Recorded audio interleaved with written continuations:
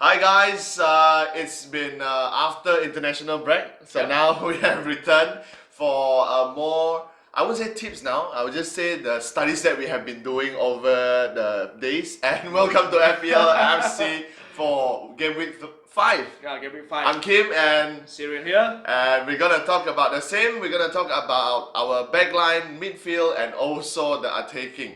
Alright, so you can straight away start with Yeah, the I defense. think at this moment a lot of us have already maintained our goalkeepers, but if you are looking at changing your goalkeepers, then the top pick right now is Edison Santana de Moraes from Manchester City, because a lot of people are thinking that he's having a very easy fixture, and a lot of people are considering their next opponent is a guarantee lose punya lah, so they will guarantee win.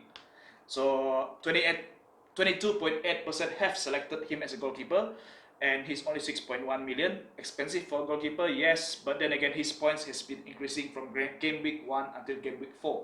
So that's something that you should look at or look into. Whereas some other goalkeepers, they are up and down, especially De Gea is a roller coaster. And you must remember that Manchester City has one of the best defense in the league. So, and as far as goalkeepers is concerned, he's not affected by rotation. Yeah, true. Well, that is for your goalkeeper, but most unlikely people would change their goalkeeper now. Yeah. Unless both of your goalkeeper went injured or whatever, then maybe you have no choice but to change your goalkeeper. And goalkeepers, all the goalkeepers have league goals now. Yeah, so true. There's no point for you to really spend so much on a goalkeeper or change your goalkeeper at this moment. But don't you think that in terms of goalkeepers, shouldn't you be having goalkeepers that do a lot of saves? Meaning to say that you have to have some kebocoran in your defense line so that your goalkeeper can actually do work, ma. If not, your goalkeeper won't be able to perform with just the defense line stopping all the attacks. Yeah, but then again, they also rely on clean sheets. True. So against a team like Norwich City, they are doing a lot of what they call it counter-attacking. Yeah. There is a chance that he will still be doing a lot of saves because Norwich City is known to be very dangerous in these counter-attacking things. They have Timo Pukki as yes, well. especially have Timo Pukki right there. So I think he will still be doing a lot of saves. Okay. And the backline is still functioning. Okay, alright. Okay, that is the goalkeeper. And we're going to move on to the defenders. Defenders, surprisingly, this player is from Southampton, Jannik van der Gaard, 5.0 million. He's playing in Sheffield United next. He's only selected by 2.5% of the managers, which makes him a very good differential. And if you look at his form, he has been performing very well from game week 1 to game week 4. It's an uptrend. Okay. So he's on fire. So if you play for fantasy football for all this while, you have to always choose a player who is on form. On form. If they're not on form, there's no point to gamble your points to get them because there's a chance they won't perform. Yeah. But of course, there might be possibility that you think he's on form, you put him in, and then you triple captain him, but he did not do anything. Exactly what happens to my Raheem Sterling last week. 2 weeks ago, whereby I triple captain him, but apparently him and Mo Salah did not really perform on game week 4. Interesting. All these star players sometimes they tend to not perform at the same time. Yeah. So everybody like lose points at the same time. So well, that is quite a bad week, but well, that is last week. I'm going to add in one more before you have another one, I believe. Yeah, I do. Yeah, do. So my pick here, I do not know why. As I mentioned, this week I'm still wearing Manchester United shirt, although they're not performing. But my highlight is yes, Van Dijk or Robertson had been owned by a lot of managers, but I think worth the mention now would be their Trent Alexander-Arnold, which had 11 points for game week 4. Okay. And I think that next upcoming fixture, as Liverpool, I think they have a great chance to keep a clean sheet. If not, most likely it seems to be Jurgen Klopp is playing quite an attacking, even though to the defense line. So meaning to say that the defenders are actually having bonus points in assists, in taking set pieces, and so on and so forth. But aren't you worried about Newcastle, the next opponent? Yes. Which, based on the statistics, they have not been leaking a lot of goals. Yes. That's one, and they have not been scoring a lot of goals also. True. So, but as defenders, like the similar as goalkeepers, you're gonna have points from clean sheets as well. Yes. yes, you're gonna earn a lot more if, let's say, you score. So I think we have been mentioning that in game week 1, I believe, whereby it's better to pick a defender who will be in the penalty box when corners happen. Oh, So there are people like Van Dijk, because you know, as long as you pick a center defender who is big, tall, attacking defenders. Most likely he will be there. Because like Robertson, he has a lot of points last season is because he had been attacking in the down the flank. So that is what exactly happened to Alexander-Arnold. So I see at a point at a price of 7.1 is a bit expensive. And like you mentioned, it might be a gamble as well, when especially to see them gonna face Newcastle. And Chelsea after that. But then again, they are playing at home against Newcastle. Okay. And Liverpool has a very good record against at home. Yes. Yeah, so that would be our another pick for our defender, and we have one more. This one is regular. I think for the past 2 weeks I've been always mentioning him, Lucas Digne. Yeah. From Everton, 6.1. His price has increased because everybody is flocking to buy him. Yes. He only earned 5 points against Wolves during the last games. Game week 4. Game week 4. But his next opponent is Bournemouth, which is still finding the rhythm, and he's an attacking attacking defender, which will start. So he's one of the star defenders at the moment. So I see him as a good choice. If you have him, you don't throw him away, just keep him on. And also another reading that we found out, I found out is also, if now you do have a Liverpool defenders in your lineup, do not change them until at least 2 more matches to come. Why? Because, like said, I do not think that they will have a big. Their next opponent is Newcastle, and then it's Chelsea. And then after that it's Sheffield United. So I don't think Chelsea is gonna do a big impact. But Chelsea has been on an uptrend recently, right? Correct. Especially with their youngsters, the young front line. They're starting to attack with the Premier League. Yes. They start to come together as a team that plays under Frank Lampard. But I still think that they are not ready for this season's looking strong Liverpool. They're not ready against the bigger players. I think so. So you can keep it until after Sheffield United is done. Then you can look at changing them. But so far, I think Liverpool has been one of the most stable defenders. Yes, exactly. And seeing how Van Dijk has signed a new contract with them, I do not know why I know about this as a Manchester United fan, but I think that they are having quite a solid team. Yeah, they're very good this season. Okay, so that's about our defense line. All right. Yes, that is all of our defense line.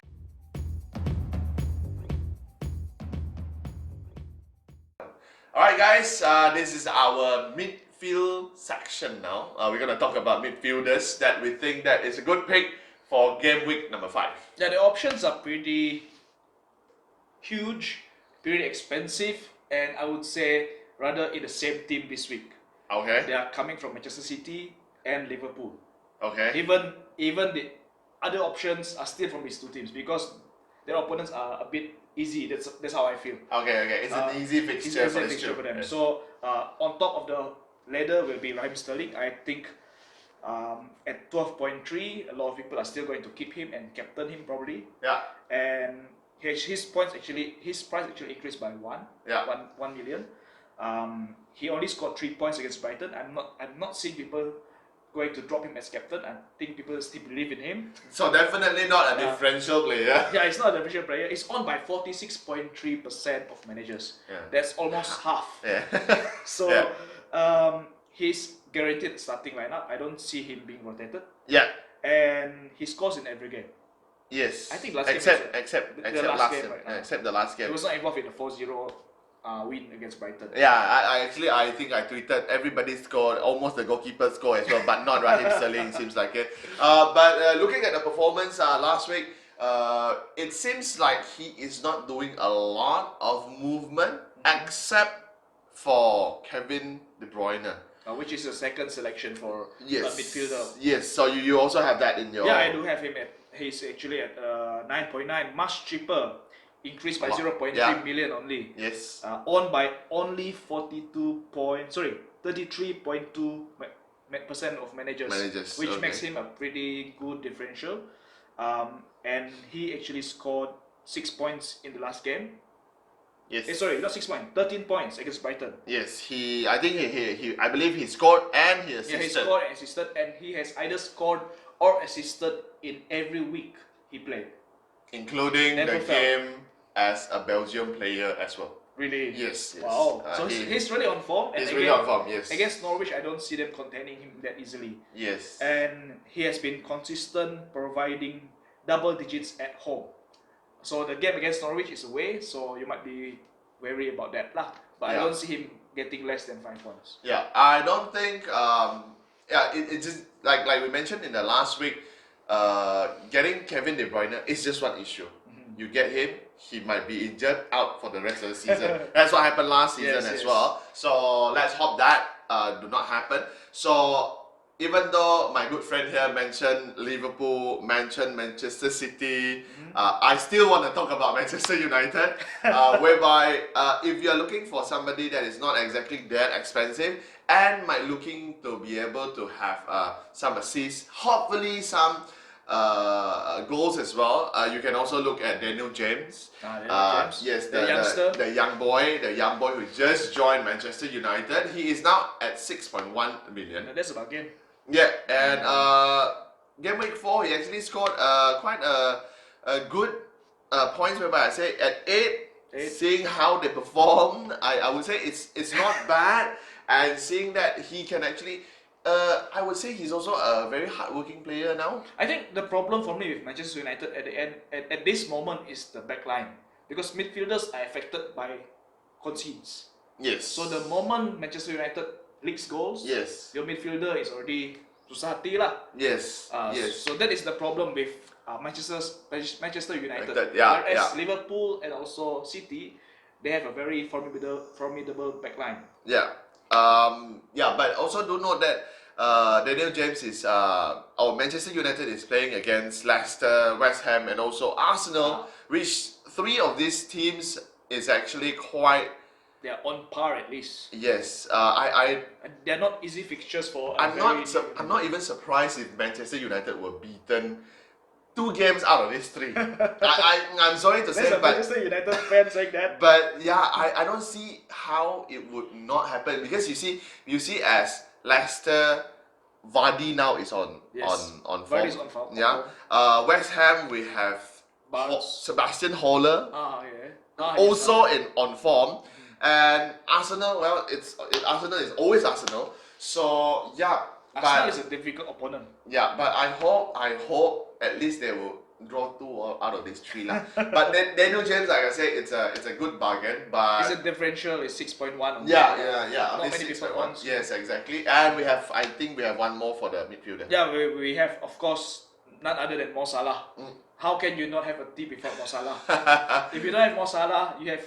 I'm very sure that deep down you're trying to buy him. Yes. Okay, the only thing stopping you from doing so is probably because you have other players you tak mau lepaskan. Yes. So he is owned by a whooping 42.8 managers, and he's 12.5 million. That's really expensive. So 2% of managers, so that's a lot, almost half as well. Yeah, almost half, as much as Sterling. Probably who doesn't have Sterling, they don't have Salah. Yeah.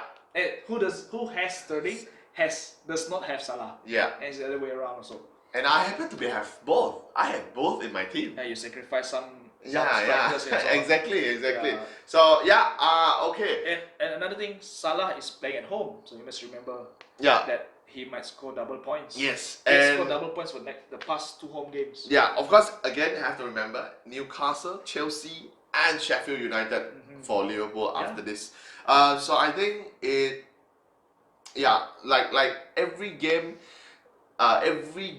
or every week we have talked about Mo Salah. I think he has been quite consistent. Yeah. And even though playing having international break and so on, I still don't think that Mo Salah is. He's still on fire. Yeah, he's pretty much on form and still gonna maintain it that way for quite a week. Yeah. And we will have an internal discussion to not talk about Mo Salah in the coming week. Because it seems like everybody have him, so no point having him, but right? don't complain lah. Yeah. We don't mention Mo Salah. Yeah. It's not that we don't want to mention it, but he takes up time, so it's like. Yeah. So or next week we can just add on saying that okay, the players that we're not going to talk about, but you can have in your team: Kevin De Bruyne, Raheem Sterling, and Mo Salah. Okay, we can move on. Yeah. Okay. So a quick recap of what we have as our midfielder. We have Mo Salah, Raheem Sterling, De Bruyne.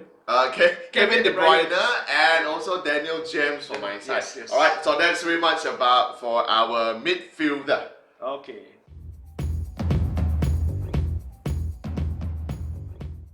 Alright guys, here is our picks for our attacking players.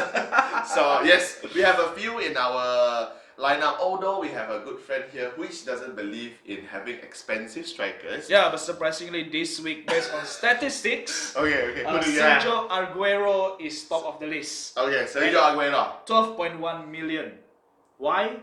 Because he contributed 16 points in the last match, and Yes. he has not been disappointing, and is likely to hit a goal, at least a goal against Norwich. I don't see him being rested. Yes. Yeah, so 24.8 people own him. 24.8% Yeah, managers own him. which makes him a very good option for a differential. A quarter differential, not 100% differential. Quarter differential, okay. So we have Sergio Aguero, Kun Aguero, as said on his shirt. Next one, I also mentioned in the previous video, so if you have not checked out in our midfield picks, you can also watch that. We have Sebastian Haller from West Ham United, whereby only at 7.5, he actually quite consistent since game week number 1. So although they might have tough fixtures coming up next, seeing that they have Aston Villa, they have Manchester United, and also Bournemouth after this, but this might be the next Timu Puki that we are looking at. Yeah, probably because his opponents and then the way they play also. Yeah. I I would say this guy is quite promising. Seeing how old is he? Also, before I answer that, also Chicharito or Hernandez has left for Sevilla. Yes. Yeah, so now I don't think Sebastian Haller is gonna be rotated, gonna be on bench. I think he's the only hope from. Well, it seems like he's I the don't only remember hope. you saying this is like deja vu. He said that for Rashford. Oh, yes, I did. And then Martial took. Because Lukaku left, I said. Then I don't say. Lepas itu, Rashford was not playing in front anymore. Martial was playing in front. And he missed a penalty too. Okay, so hopefully not. But I did not find out about how old is this guy, but he looks young on the Fantasy Premier League. It doesn't matter as long as he scores lah. Yes. Scores. Okay, so who do you have other than that? The second option that I will highly recommend is Pierre-Emerick Aubameyang. Aubameyang from Arsenal. Okay. Based on what I've read, his performance has been going up in every game, and he's been one of the most consistent strikers so far. He either scored or assisted in every match that he's played this season, and his next opponent is against Watford. Okay, 9 points against Spurs last weekend against Spurs, and is only 11 million and owned by 22.3% of managers. So a pretty much good bargain and also quite differential player. Yeah, but the problem with Aubameyang is he doesn't perform away. Yes. That is the thing. And also this player, it's, I would say, this is from last season. It's either he do this or he do this. Yeah, exactly. There is no this. It's either he's damn good or he's just done wrong. Yeah, ada hari memang okay lah. Yeah. It's just hujan or panas saja lah. Tidak ada mendung, angin tidak ada. So that might be a gamble if you get Aubameyang. So that, and do we have another? Yeah, there are two names here that I have. Firmino, but Firmino for me is a bit difficult looking at how Newcastle is playing. They play very tight defense, and I feel that it will be a bit difficult for him to score. I mean, Firmino for the past seasons has not been known as a person who scores much. He's normally going to Salah. So I don't see him being able to break the Newcastle defense. But okay. he's a good option if you want someone different. And another one, of course, is Timo Pukki. Although they're playing against City, but you know, you never know when that brilliant counter-attacking football of Norwich will actually break through. Who knows? This game week 5 it might be an upset for the team to the match, Tiba-tiba right? kan, Liverpool fans will be happy. Manchester United fans will be happy. Yeah, the owners of Timo Pukki will be happy as well. Yeah. So although in the previous week I had mentioned that. For those who have not signed up for Timo Pukki, the ship has long sailed, so you can bid goodbye. But it seems like Timo Pukki party is still happening. But like you said, right, Norwich is a team that plays without worrying how much is scored against them. Yes. So yes. they just play their heart out. So Yeah, if they happen to score, so apa mau rugi? Yeah. And also, Timo Pukki's form it seems to be exactly still there because on the international break when he play. He still scored. There was still Pukki party. There is still Pukki party. So we hope that for those who had the same mentality or the same thought as I did past weeks. So yeah, maybe you want to look at Timo Pukki now. So yeah, okay. So a quick recap on who they have. So we have top pick is Sergio Aguero from Manchester City. Then we have Pierre-Emerick Aubameyang from Arsenal, and then options will be Firmino and also Timo Pukki. Timo Pukki. Okay, so I just add in quick one. Like I mentioned in our midfielder just now, we have Jamie Vardy as well, and also Sebastian Haller. So yep, like I say, two of these players' team might have tough fixtures coming up next. But to see when they're on form, I think that they are quite a good pick as well. Yeah. Alright, so that wraps up our picks for our attacking forwards or the forward player.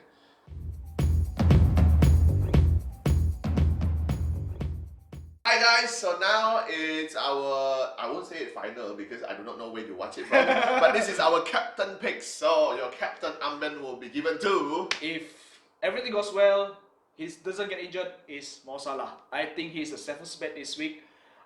He is playing at home. Liverpool is amazing at home. Against Newcastle some more, even though Newcastle has a very tight defense, but I don't think that will be an issue for a home team like Liverpool. So Mo Salah all the way.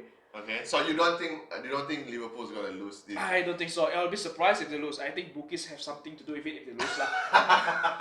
Yeah. So if you are watching at this and you are from the bookie and you want to sponsor us, you are well to do so. Yeah. Okay, so my pick will be, this is quite a brave one to say. I think I will go for Sergio Aguero. That's a very good differential. I think it's a very good differential. In a matter of fact, I think I'm gonna sacrifice one of my top players, either Mo Salah or Raheem Sterling, just to get Sergio Aguero and put him. Jual lah Salah.